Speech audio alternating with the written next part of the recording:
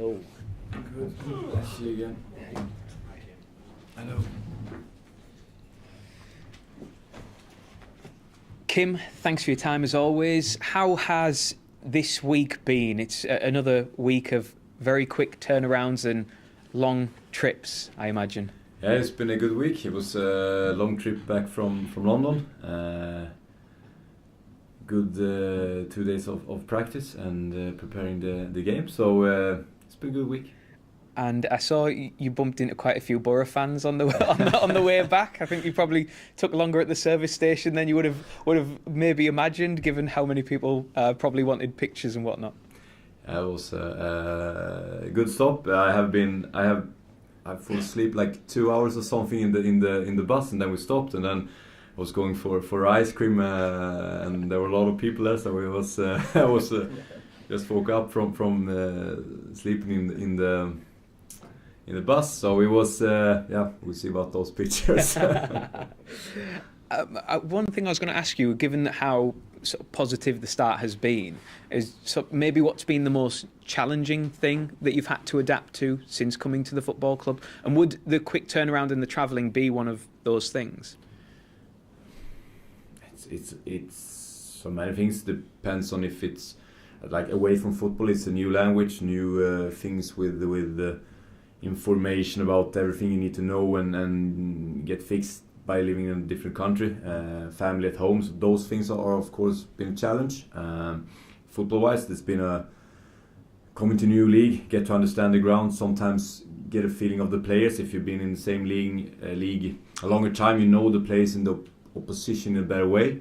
I need to try to scout them more and listen to AD even more in terms of trying to get a better picture of the teams we're facing. So that's the difference. Like you've been in Allsvenskan for 4 years in a row, you've been seeing and know most of the players. That's a big difference from coming here and don't always have full control of every player in Charlton, for example. So that's a challenge. But then of course it's been as I told you, everyone has helped me so much in terms of all those things, but that is a challenge, so a lot of new things. And how, in your mind's eye, when you joined the club, how did you envisage the start? What were you... Because surely you couldn't have expected it to go as well as it has been, and that's no disrespect to you, but I mean, it is a phenomenal start. So how did you envisage it going? I a little bit in the beginning, I was, of course, crossing my fingers and hoping for karma in life brings you some good result in the beginning, because it's so many games, it's so tough games. We come from a few days to the first game. Of course, you know that it's small margins to win or lose a game of football. It is, and then of course with just having so few practice with the lads, it gone to even smaller margins. So. Again, just crossing my fingers, hoping for them doing good stuff on the pitch. They have been. The place has been excellent, and then trying as much as possible, as quick as possible, work to earn the trust from players, supporters in the way I want to play, and just to work hard every day. So again, like first days, it was a little bit of let's cross the fingers and hope that get the result in the beginning, and then of course working. Towards how I want Middlesbrough to train and to play and work towards that. And last time we spoke in this room, I think it was Craig who asked a question about going two up top, and you give this really interesting answer about how you'd never played that system before as a coach, and that it was about the players were combination players. And I just wonder how you arrived at that sort of decision. Is it just something from the research you've done on the players? Do you speak to the players? Obviously, I know you will speak to AD and the rest of the coaching staff as well, but what goes into that decision for you to arrive on it, having never used it before in the past? But it was the feeling of the players, the quality of the players, having a lot of good strikers, having a lot of good central players, having very good fullbacks, which means that fullbacks they can play wide and are good at playing wide, had a good ability of running. And that's also one thing that you have, like Banks and Brits playing. They are good quality going forward. They want to go forward. They want to handle their they're good at crosses, they're good at coming in late stage, which means they can run up and down in the wide area. They're very good at that. We had a lot of good central players. I thought that maybe the best quality in our players was being central in central spaces, not that one against one ability to just go past one player, stay in wait, and then more combinations, drive the ball in central space, find right options. Having a lot of central options gives them opportunity to work together in a way where we are close to each other with central players. I thought that suited the squad we had more than playing with, for example, wide wingers, where you need maybe different qualities. So I think the system having a lot of central players suits this group of players because they're very good in small spaces, they're very good driving the ball central, they're very good at finishing from around the D, they're very good at combination with each other. And if you spread out the team too much up front, they more becomes one against one situations, and I think that this group is better up front in terms of working together in 2 and 2 and up and down and use the run, play on the third man. I think they're stronger in that part of that part, which means that suited the team very, very good. So that was first eye on it. Then it would probably change during the season. I think there was a big difference in the game against Hull. We had the fullbacks more wide. Against Charlton we had them more narrow because they were playing with a back five, and they were trying to go man-man on us. They were trying to create number with a wide wingers or wing-backs, which means that if we could narrow our fullbacks, they have bigger distance to come up there, which means they give more time to us, which we did very good in the first half. So it's always about also small changes in that type of system that what we do. We split sixes in a different way this game. Halle was more about 2 strikers. How can we split them to get Gilly lower on the ball? Now we keep Gilly a little bit higher up in the team and Hayden in between him and the 10. So you always do small things to what suits you to take away the make it difficult for Charlton, for example, that wants to press man-man. They're good at that, they're very energetic, but if we can put ourselves in positions that it's difficult for them to do it, I think that helped us in the first half to create time on the ball, and then we are very, very good. And a brave decision maybe to do it, because when you first came in you were saying, I'm going to do this slowly and I'm going to take my time. So then to not have as much time on the training ground perhaps as you would like, to then implement a new system, it's a brave choice, but a choice that has obviously paid off. I think again, like the system is, the principle is the same I ever played. Try to win the ball. It's just different positions, different type of how they work together in terms of to make it difficult for the opponent. So for me, it's more about what spaces do they leave, how do we make it difficult for them to handle the positions we have, and more to if Morgan plays wide, for example, to the right now, where is he at his best? Is he best more central? Then I use him more central. What will happen when we use him more central? And how are Charlton going to press us?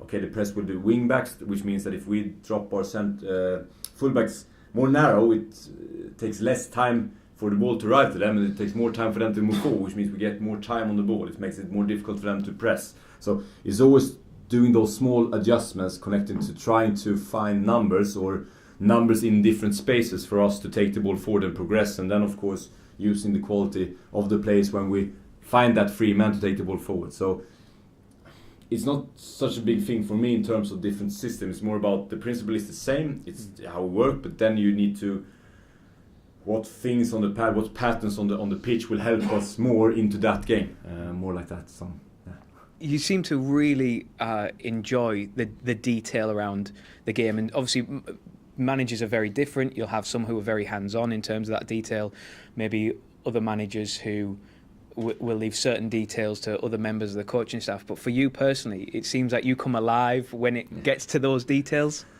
I love football. I love tactics. I love all those things, and then of course it's important to understand that there's just one part of it. If the player doesn't run, if the player doesn't tackle, that's number one always. If they don't do that, it doesn't matter how good tactics we have. So you always need the energy from the players, the quality of the players, the energy, winning duels, tackles, all those things. That is a key thing. So it's important to don't forget those parts. But if you have that, and I have a terrific group in work with those parts, you can also be even more into the football in terms of work those two things together, and that's what I love about football. It's so much in it. It's so much tactics, but it's also just sometimes just win the duel. So that's a lot of it. And a word on Tommy Conway, because obviously he's been going through a difficult period in front of goal, but it feels like the way in which you're playing now, he seems a lot more confident, even though the goals haven't arrived as yet. He feels more maybe suited to that system. I think he has been very good. I think he's a key player for me in terms of so many things. He has been for the team in the structure. He's very, very good. His defensive work is unbelievable. He gives so much energy to his teammates. His movement in the box has been brilliant in terms of open up for other players or to get yourself into goal-scoring opportunities. So I think Tommy over these 3 games has been absolutely brilliant. Then of course, as a striker, they always want you to score goals, and he wants to score goals. That's how it is, and that will come. But for me as a player, he's been excellent. And a word on the table, because obviously the gap to the top now has reduced. You've opened up a bit of a gap between yourselves and third place, but the gap to second and the final playoff place has widened also. So to you, which gap is more important? The one to the top, the one between yourselves and third, or the final sort of playoff places? For me, the only gap is important between the games where we can train. That's for me. I cannot look at the table too much, because play 4 games sometimes in 9 days, and then it's been 12 points to different teams. So for me, it's more about in between the games, how can we develop, how can we prepare, how can we use those things. That's the most important thing. And then maybe in February, March, you can start to look at the table in a better, because it changed so much. So but of course you want to be as high up as ever possible. That's the thing. But if you do good things, you get there. So it's more about do good things, create that environment every day. The gaps in between the games, that are important to train and do that very good. And on Tuesday night, you had Luke Ayling, George Edmondson back in the matchday squad. Obviously came off the bench in the second half. Matt Targett's been doing brilliantly, but to have recognised centre-backs back in the team, that is obviously a huge boost for you going forward. It is. Now I think Matt has been brilliant as a centre-back, but it's also not his main position. And of course, it's brilliant to see that he can play there at any time. But he's also a very good left-back, which means we get competition on the left-back too. So I think the squad now for the moment feels very good. There are a lot of competition. And that's also one thing that you need to understand in this league, that when you play so many games, it's not about a starting 11, it's about 16, 17 players that need to be very, very good in terms of using the subs in the game, but also switch in between the games, because it's a short amount of time sometimes in between. You need that energy if you want to play like we want to play. You need having 16, 17, 18 players that are ready to start and want to start, so you can go around and keep that energy level very high. So for me, that's brilliant to have them back. It means there's a big competition in the team for the spots, also on the bench. So that's how we want to have it. And Dale Fry, how's his progress? Getting there. Will soon be on the pitch, I think, again. So he's getting there. So maybe Saturday too soon for him? That would be too soon. Yeah. But I think in a short amount of time he will start training on the pitch. He's been doing a lot of things around the pitch and when I mean with the pitch, I mean with the team. So he's getting there. I like him a lot. He's concentrating on every theory session he's looking with, so he just wants to get back on the pitch. So that would be very nice to have him back. And just finally, QPR, obviously one of the teams who are pushing, and a result for them on Saturday could see them get into the playoff places. Again, every game offers up different tests and different challenges, but this will be a team who are full of confidence. They're a good team. Lost 4 out of 5, I think. Quick on the counter, good strikers running in behind a lot. Clear shape that they use. Good with the ball, but can also is okay with having maybe 35% of the ball and go for some counters also. So they're a very mobile, good team. So again, different challenge, but a good one. Appreciate your time as always. Thank you. Thank you. Thank you. Another impressive win this week. What has been your focus in training following those first 3 games? Oh, it's been different after every game, but let's going into the next game, develop from the game we played. I think that has been the most thing. Like the most important thing for me is to develop from the game we played. So we used the Charlton game also today. Then of course you want to use that into the next game. So you take parts of the game you have played and work with them in training, connect them with what can be important in the next game. So you try to always keep the development more than just throw the game in the after you played it. You use it as much as you can. So for me, it's been continue working different type of styles, how they press us, how do we solve it. Those small movements to create time for yourself. Keep working with attacking third. How do we want to get in behind them? Movement in the box. So in general, most of the things. Yeah. And 3-3, you're making this look very easy at the moment. How are the lads adapting to what you're bringing to the club? I would say more it's the players that makes it look easy for me. So I have to thank them for that. But it's been 3 tough games, and again I think the turnaround against Derby was a massive one. We weren't that good in playing, I think.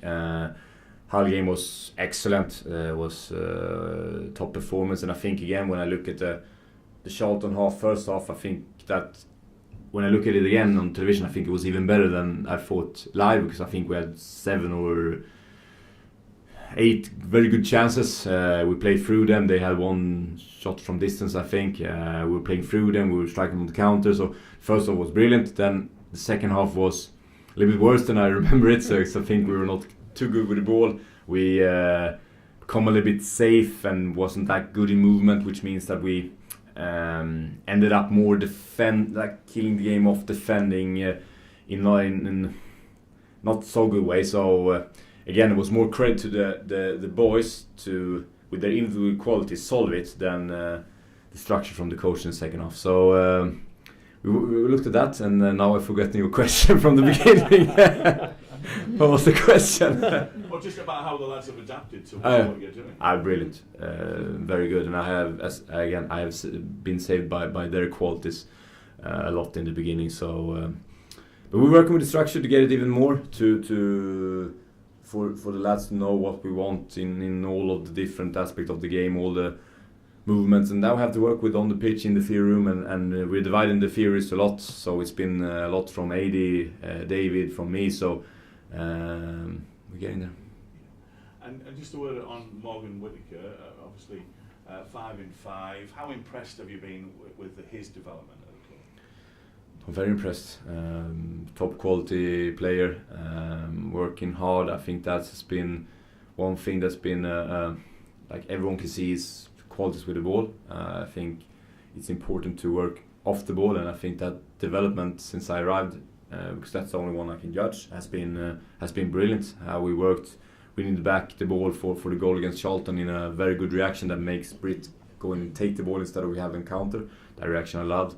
And we talked about that one, how we handled Giles, that is top left back offensively, taking big responsibility. So I think adding that to the quality he has been excellent to watch, and with the ball he's a brilliant player.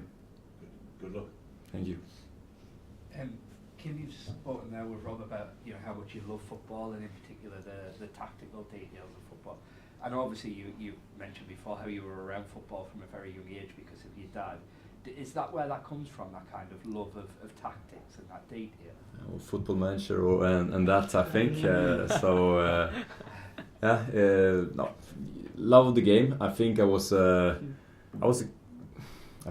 quite clever player when I played, but I was a very lazy one and not that good. But quite clever, used my brain but couldn't run. You need to do that. So I think from the beginning I always loved the tactical part of it, and then of course following my dad in terms of trying to learn and see that he was a coach that always developed. So through he always developed through every day, tried to get better, and I think that is something that is the person I want to be. Like, I want to learn new stuff today so I can be a better coach tomorrow, and I think that is important every day. Learn from the players, learn from the people around. And also like love the game. I think that is those things together. Yeah, and we've spoken a lot about the style and implementing that, and you know how quickly that's been done as well. I think, you know, certainly from how Middlesbrough looked before you came and now, there's been a lot of change already. In your first press conference, you already said you might have to go slow on that, but has it almost accelerated? You know, has it gone quicker than you expected? I think so, a little bit, and it's also again connected to the performance of the players, because if you get a win, I think it's easier also to go quicker forward, and so I agree with that one. I think it's gone a little bit quicker with what I'm trying to switch earlier, and then again in that way the players has been brilliant, and by their performance they have given me better opportunity to do that and given me time to do that, so goes back to the performance they've done. Yeah, and I think you mentioned after Charlton that they're constantly asking for, you know, more clips and things like that, so I guess that kind of thirst for improvement and knowledge is a credit on their part as well.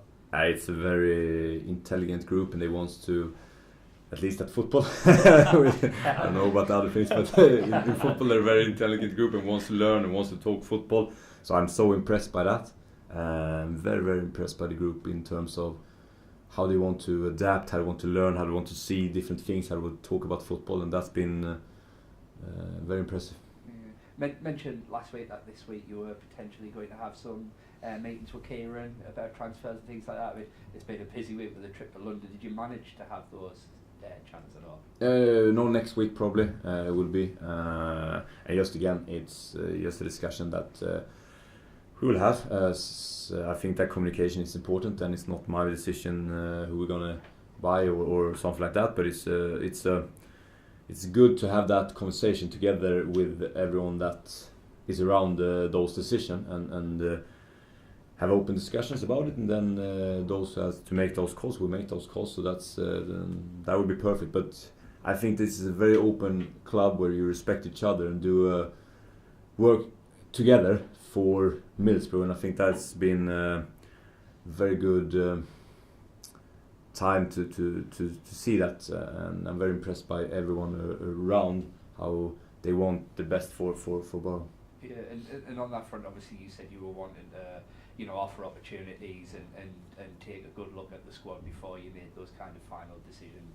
I guess the tricky thing heading into January, perhaps the good thing, is that you've already got a big squad, a good squad, and you also have Adelson and potentially Lucas to add into the mix as well before January. So does that make January in a way quite interesting in terms of how much do we need to change, or, you know, do we need to change anything at all? Yeah, it does, and I'm happy with the players that are here. So, and Adelson were with us with the training day. Look, very, very good, clever player, good person. So that's a good addition that will come in January, that can play in January. Of course, it's here now. So again, I think the discussion will be interesting, and we'll see what will happen. Just last week I asked about Hayden Hackney, and you mentioned the captaincy. Before you arrived, there wasn't a permanent club captain. Is Hayden the new permanent club captain? Have you named him permanent captain? Or? I have not named anyone. That's the decision that they have made before me, and I will stick to that in terms of the group and those decisions. But of course, when Fry and Bill, that has been captains, has been out, H has been a clear choice for me. Yeah. Just finally for me then. David Strelec and Sonji Hansen weren't available the other night. Are they available back in contention? They were back training today. We see about the game. Thank you very much. Thank you. Who did you manage on Football Manager then? Come on, we need to know that. Who did you all the team in the world I've been, I think. So it's played a lot. Like, all joking aside, is it quite a useful tool, that, do you think, when you're... Obviously, presumably you played it as a kid and stuff like that, but Will Still was fascinating talking about him and how he felt that actually it gives you an insight into some players and you know, how players stack up against each other and stuff like that. Do you think there is something in that? And I think an interest for tactics in a different way. Of course, you can do it playing FIFA too, but it's not the same thing. So I think it's... You won't decide if you become a good manager or not if you played Football Manager, but I think it just can increase the interest for tactics and that part. Yeah. I think that absolutely. Yeah. No, that's fascinating. Yeah. When we talk about January and everything, I think some of the outside interest is the fact that obviously you've spent an awful lot of time in Sweden and Scandinavia. Presumably you know that market inside out. I mean, is that something that you will potentially feed into discussions with Kira and stuff like that? Because, you know, I know Borough have extensive scouting networks all over there, but they won't have the degree of insight you probably have into that market in particular. I think that insight is important to bring, and that's a good thing to bring, because again, I think they've done a terrific job in terms of getting some brilliant players here to this season, and again, that insight could just help if you just use it in a good way, and then again, I think it will not be my decision who we choose to sign or not, but I hopefully will be in discussion, and then we have the discussion together, and whatever they decide, I will go with that. But I think from everything I learned here, here people make the decision together as much as possible. Then you respect the decision for the one that has the last call. So it will be a very good discussion. Of course, Sweden is a good market. There are a lot of good players from there now, so that will bring an insight to that one. Absolutely. And when you talk about having a look at your squad, there are probably a handful, a small number of players who haven't played an awful lot of football yet and are maybe a little bit on the fringe of things. Someone like Micah Hamilton is probably a good example, who maybe might benefit from a loan in the second half of the season. Has those kind of thoughts come up yet about whether that might benefit some players? I would not give up on Micah yet in terms of loaning him out. I think he's doing very, very good in track practice. I like him a lot. Right. So he came with a real big reputation, yeah, and for whatever reason, it just hasn't really. No, but he's a good guy. He's training very hard. Then again, like, it's always a competition in a football team. You can only pick 10. But the way he have trained also through not getting starting or getting minutes has impressed a lot on me. So we will see again. But he's a good player. Yeah, and we're going into now. English football tends to make a big thing of the December, Christmas, Boxing Day, game in between, New Year's Day, all of that. How we're just about we're into it now. How excited are you about that? How different is it from what you would normally be doing in Sweden at this time of year, and how big a challenge is it? It's the biggest difference you can get. We have a vacation in Sweden, so we'll probably be on the beach with the family somewhere, and this is far from the beach in terms of the weather. So it's a big difference, but I'm looking forward to it much. It's a little bit like when we're back in Sweden. We have a vacation, you have the Christmas, you watch the games because that's the games you watch, and of course what there is. Me also watch a lot of English football. Was the best league for me to watch, so it was a good time to, during the Christmas when we were off, watching games, having that also back in Sweden. So I'm looking forward so much to be a part of it, and it will be very exciting. Brilliant. Thank you. All the best.